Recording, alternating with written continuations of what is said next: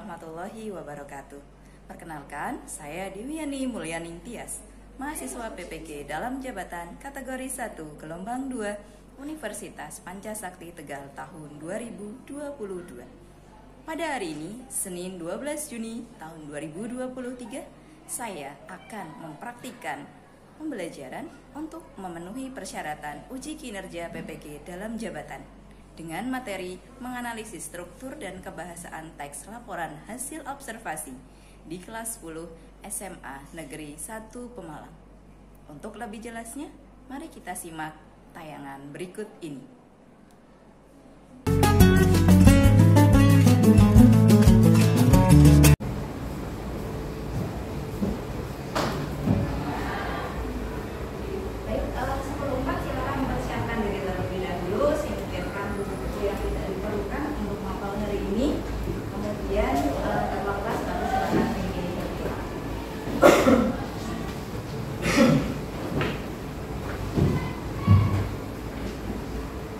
Sebelum mulai pelajaran hari ini, alangkah baiknya kita berdoa menurut kepercayaan masing-masing. Berdoa dimulai.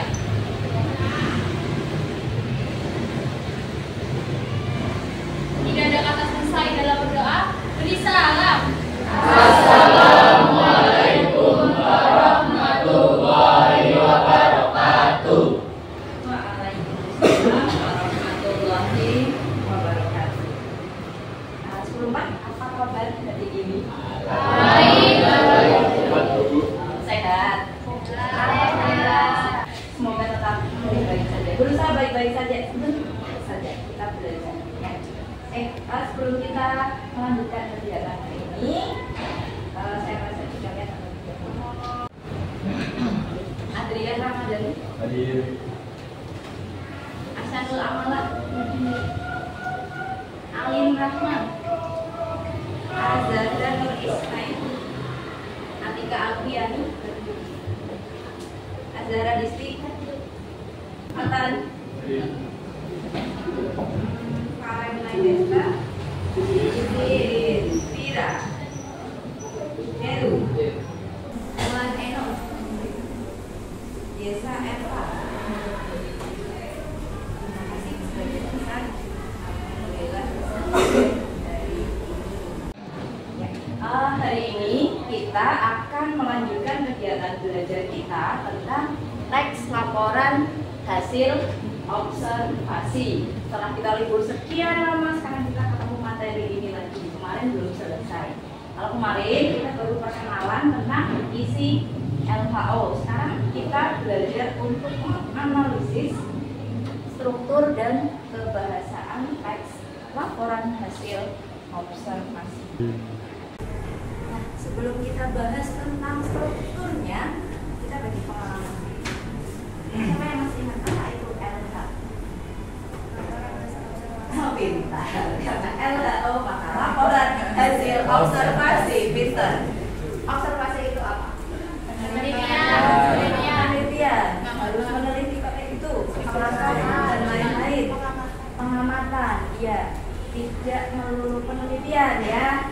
Berarti sekadar saya mengamati wanita yang sedang melamun, terus saya lihat gejalanya seperti apa, kayak gitu ya. Itu sebenarnya bentuk observasi. Tanda-tanda, oh ternyata simpulannya kalau kita mengantuk kan kayak gitu. Itu namanya juga observasi. Jadi dalam kehidupan sehari-hari itu sebenarnya kita juga menggunakan teks laporan hasil observasi. Hanya seringkali kita tidak menyadari itu, tidak tahu bahwa itu namanya LHO. Apakah yang namanya teks LHO itu selalu bentuknya kertas? Tidak. Harus tertulis? Tidak. Berarti boleh lisan. Contohnya apa? LHO.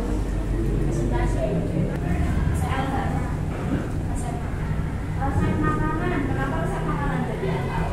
Karena saat kita memasak harus diteliti, harus diamati dulu biar saya Ini fokusnya ke tahapannya atau ke rasanya? Tahapannya. Kalau tahapannya, fokusnya ke tahapan, dia bukan LHO, tapi teks prosedur. Tapi kalau fokusnya ke makanannya,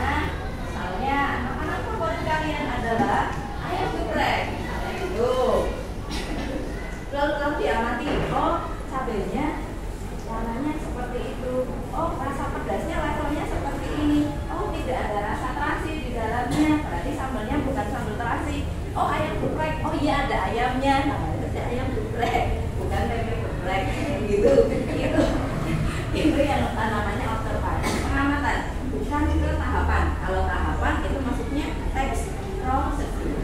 Ya, kalau lainnya ada apa?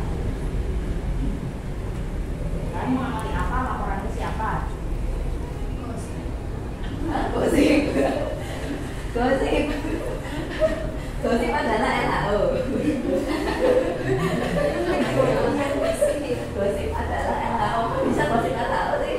Yang mengamati, hasil mengamati. Hasil pengamatannya ditularkan ke orang lain. Oke, hasil pengamatan ditularkan ke orang lain. Tapi sayangnya dalam gosip itu ada apanya? Wow. Ada hoaxnya, ada bumbunya pasti.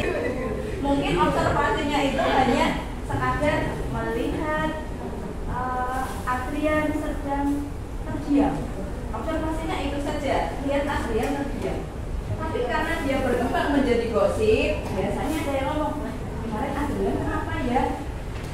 Sepertinya Adrian malah padaku, kadang seperti itu. Yang membuat gosip overthinking sendiri. Jadi observasinya hanya sampai melihat Adrian terdiam, tapi pemaknaannya banyak sekali. Ya. Terus ini, di sini ada gambar. Ada gambar gajah, lalu dia dipegang-pegang oleh beberapa orang. Yang satu beranggapan bahwa oh gajah itu ternyata seperti bambu. Kemudian oh gajah itu ternyata seperti bangunan besar. Gajah itu seperti apa itu yang merah? Cacing. Entahlah apa itu pokoknya. Lalu yang memegangnya ternyata hanya ekornya. Dia mengira gajah itu seperti ular. Ini bentuk observasi juga. Bahaya nggak kalau observasinya seperti ini? Bahaya. Kenapa bahaya? Karena mengganggu gajah. Ya pintar, gajah terganggu. Karena tidak lengkap. Oke. Tidak lengkap. Nanti inilah pentingnya LHO dalam kehidupan kita sehari-hari. Gini, ibaratnya kalau kita mau ngasih informasi ke orang lain, itu upayakan berikan informasi yang lengkap, jangan hanya dari satu sudut pandang. Itu yang perlu dipelajari dari gambar ini. Sudah semangat banget kan merasa pegang gajah. Gajah itu seperti ular karena memang kecil ekornya, ternyata badannya tidak sekecil itu. Tapi sudah keluar-keluar, saya tahu gajah itu seperti ular. Salah akhirnya. Ini pentingnya LHO dalam kehidupan kita sehari-hari. Maka jangan sampai kalian memberikan informasi memang hasil pengamatan, tapi ternyata tidak lengkap. Hati-hati. Nah, untuk membuat LHO yang lengkap, maka kita perlu belajar struktur dan kebahasaan. Ini kegiatan kita hari ini. Bekal belajar kita hari ini adalah struktur teks LHO dan kebahasaan teks LHO. Minta tolong Pak Ibu bacakan dulu strukturnya dari atas apa saja. Struktur teks LHO. Yang pertama ada pernyataan umum atau klasifikasi. Yang kedua ada deskripsi bagian. Yang ketiga deskripsi manfaat atau simpulan. Ada 3 bagian yang merupakan struktur LHO. Ada pernyataan umum atau klasifikasi, kemudian ada deskripsi bagian, dan ada deskripsi manfaat. Nah, lama tidak menyapa.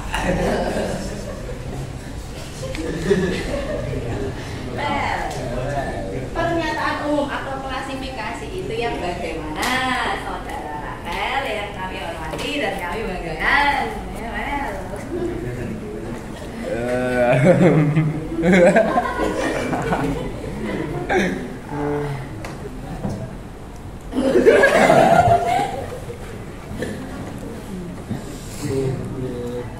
Seingat Rachel apa?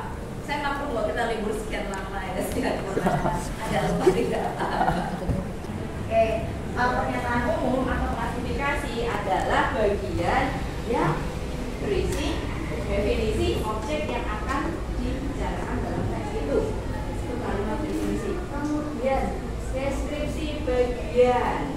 Heru akan bercerita tentang sebuah pohon. Maka bagian deskripsi bagiannya isinya apa saja? Ranting. Kemudian daun. Terus ada akar, ada ranting, ada daun. Ada yang lebih besar lagi, yaitu batang pohonnya. Terus sebelum ranting dan setelah batang namanya apa? Ranting itu kan yang kecil, batang itu besar, ada yang sedengan. Depannya D. Dahan, pinter, dahan. Oke, akan menceritakan hal itu. Itu namanya deskripsi bagian ya. Nah, untuk membahas deskripsi bagian, kita akan sering menggunakan kalimat apa? Nah, para kita. Definisi atau deskripsi.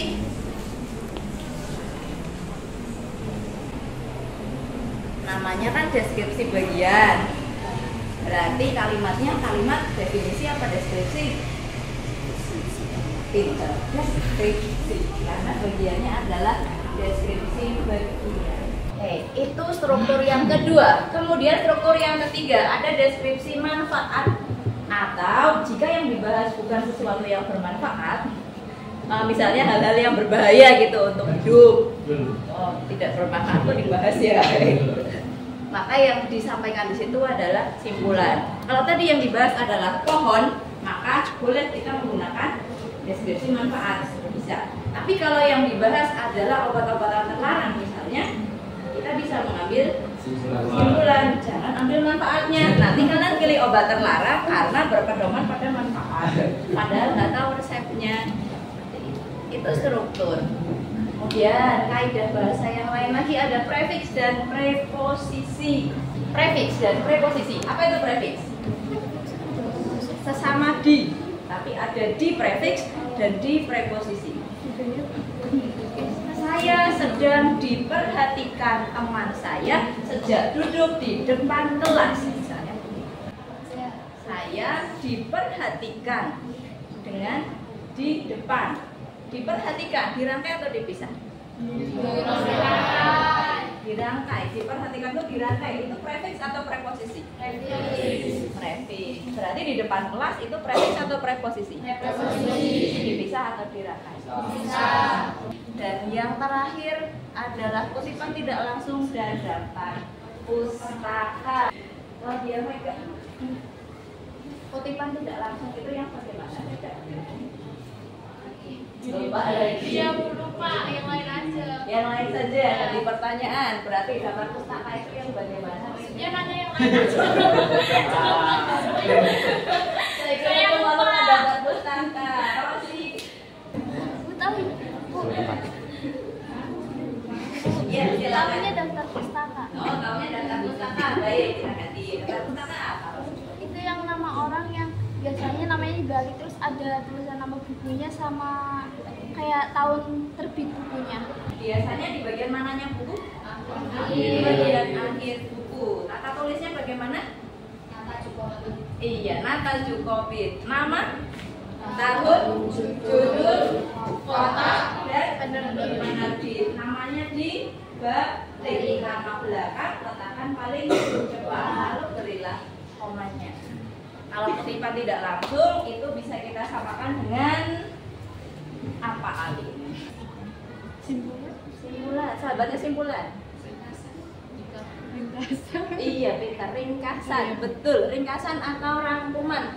Jadi kutipan tidak langsung itu rangkuman atas sebuah informasi yang kita dapat di buku, kemudian kita sampaikan kembali dengan bahasa sendiri. Lalu belakangnya diberi keterangan dalam huruf, nama akhir penulis, terus tahun, titik 2, halaman.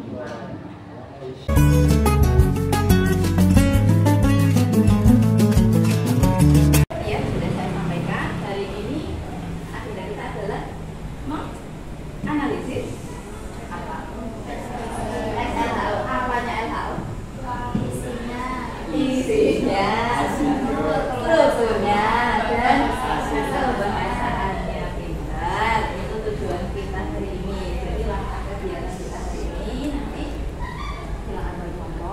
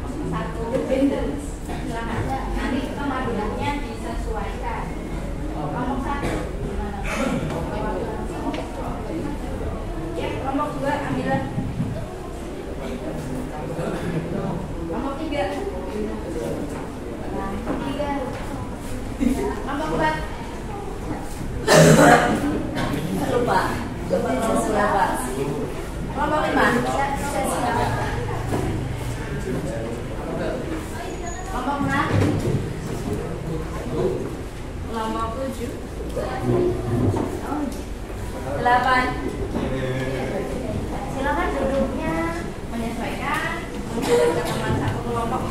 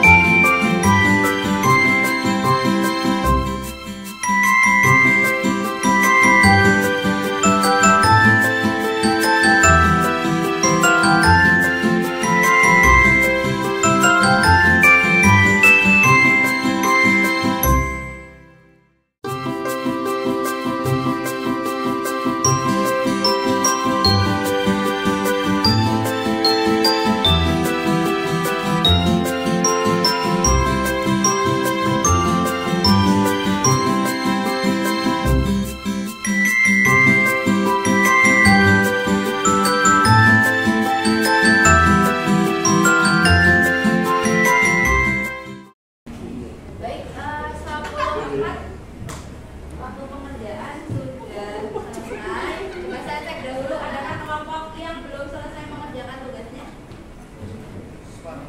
Sudah selesai semua? Alhamdulillah. Kelompok yang akan mempresentasikan hasil analisisnya, nanti saya bagi dua. Yang pertama nomor 2 sampai dengan 4, dan silakan ditanggapi oleh yang lain. Kemudian nomor 5 dan 6 akan dipresentasikan oleh kelompok lainnya. Baik, untuk hasil analisis nomor 2 sampai 4, kelompok 1 silakan menempatkan diri.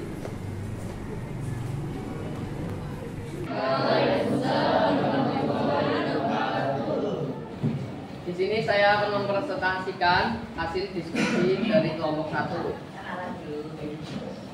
Perkenalkan, nama saya Heruwati Saputra, nomor absen 16.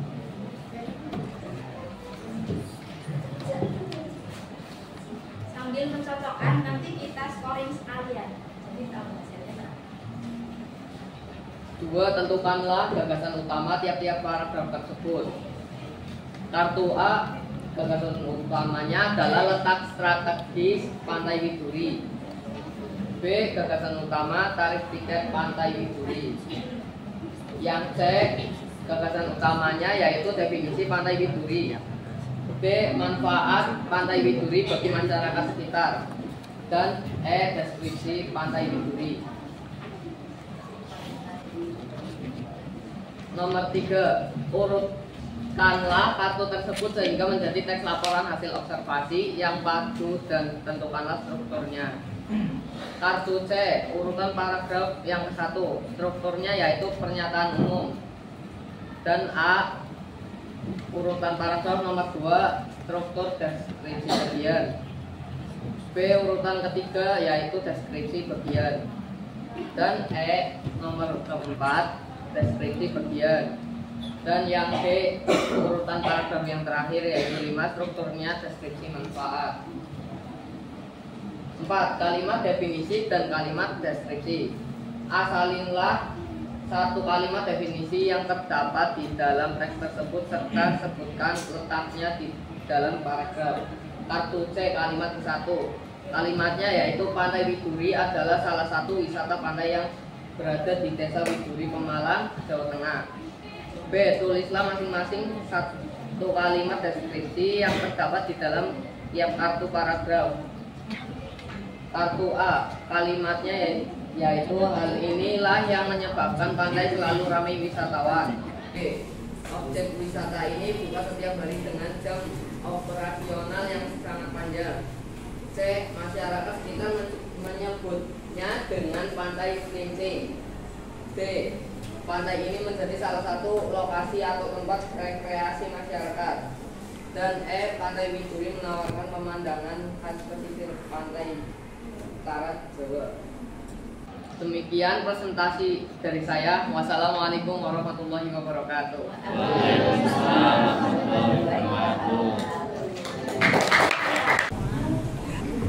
Assalamualaikum warahmatullahi wabarakatuh. Saya Sofana Arifiani mewakili kelompok 4 akan mempresentasikan hasil diskusi kelompok 4. Nah, di sini kami telah mengamati bacaan dari kartu A sampai E dan mencari prefiksi dan preposisi di. Pada kartu A terdapat kalimat dibutuhkan. Dibutuhkan merupakan kalimat prefiks karena tidak menunjukkan keterangan tempat. Nah, di kartu B ada kalimat di pantai. Di pantai merupakan kalimat preposisi. Maaf, kata preposisi. Di kartu C ada kata di desa. Di desa termasuk ke dalam kata preposisi. Di kartu D ada kata di Pemalang. Di Pemalang merupakan kalimat preposisi. Nah, selanjutnya kami juga sudah menentukan tidak langsung dan daftar pustaka. Dengan tidak langsungnya, tari kuda lumping sering disebut sebagai ebek di Kebumen, Jawa Tengah. Disebut demikian karena pada saat pemain memukulkan bilah bambu pada badan kuda ketang mengeluarkan bunyi bek bek bek. Wahyudi tahun 2018 halaman 2. Yang terakhir adalah daftar pustaka. Wahyudi Eko tahun 2018, Andi si pengendang cilik Jakarta, Badan Pengembangan dan Pembinaan Bahasa. Demikian merupakan presentasi saya. Mohon maaf karena suaranya emang lagi agak serak. Terima kasih. Wassalamualaikum warahmatullahi wabarakatuh.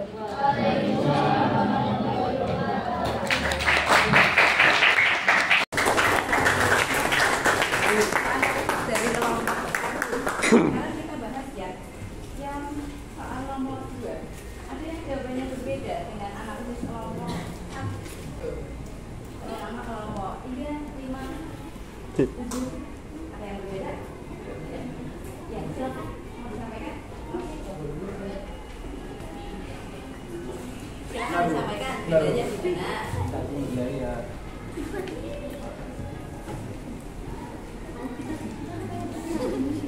Diskusinya kan itu kan di AED, kita di AED.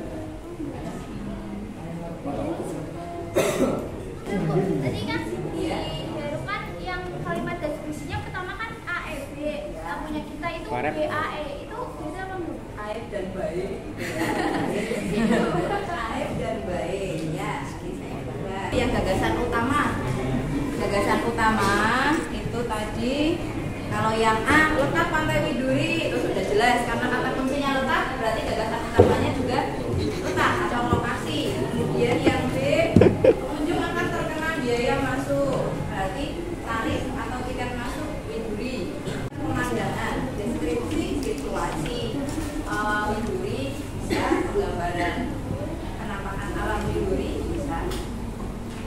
Kemudian yang nomor 3 ada perdebatan. Yang penting kartu pertama adalah yang berupa pernyataan umum. Nah, jadi yang penting diawali dengan pernyataan umum dan ditutup dengan manfaat. Bagian tengahnya bebas. Ibarat kita mau cerita pohon tadi, boleh kita cerita dari bunga dulu baru ke akar, boleh juga dari akar begitu.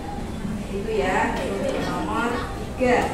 Lalu untuk nomor 4 kalimat definisi tidak ada yang keliru ya. Sepertinya sudah ada dalamnya semua.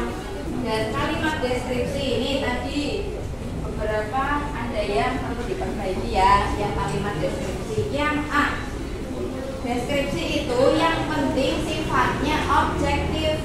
Kalau mengatakan letak Pantai Widuri tidak jauh dari pusat kota, tidak jauh kan subjektif. Bisa jadi tidak jauh menurut orang, itu jauh menurut saya. Kayak A, kalimat deskripsinya adalah untuk sampai ke pantai hanya dibutuhkan perjalanan sekitar 5 menit. Kemudian yang B itu untuk memasuki area pantai pengunjung akan terkena biaya masuk. Itu yang B. Lalu yang C, masyarakat Cilincing. Yang D, pantai ini menjadi salah satu lokasi atau tempat rekreasi masyarakat. Sedangkan yang E, pantai Widuri menawarkan pemandangan khas pesisir pantai utara Jawa. Itu deskripsi. Nah.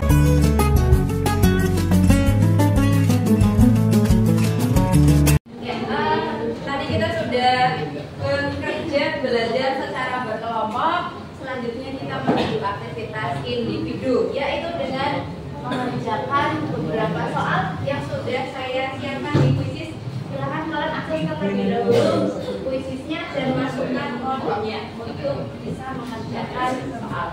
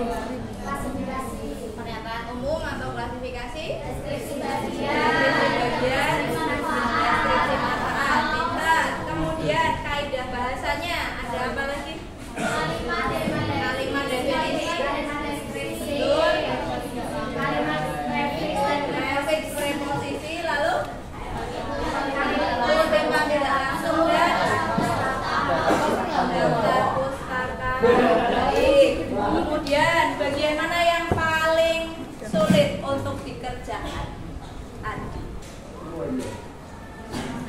Strukturnya atau kaidahnya yang sulit? Kaidahnya, terutama di bagian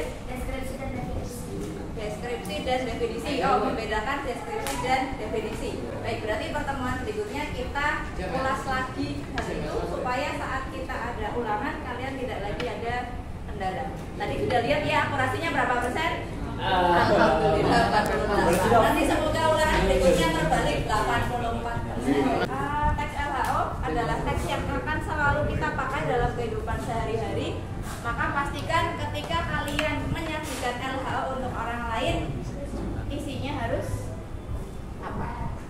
Harus benar, harus lengkap, dan harus objektif. Kenapa? Karena satu pernyataan, satu informasi bisa jadi dimaknai dengan sejuta makna.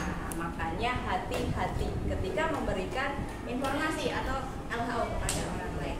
Alhamdulillah akhirnya kita selesai di penghujung acara. Terima kasih 10-4 kalian keren sekali hari ini.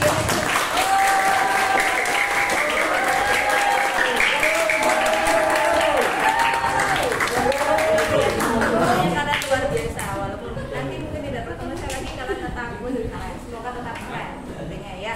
Terima kasih, saya ucapkan mohon maaf sekali kalau ada ujian. Terima kasih banget untuk semangat kalian, atensi kalian, interaksi di kelas, ngatur juga. Saya ucapkan terima kasih masih mau bertahan. Dan saya akhiri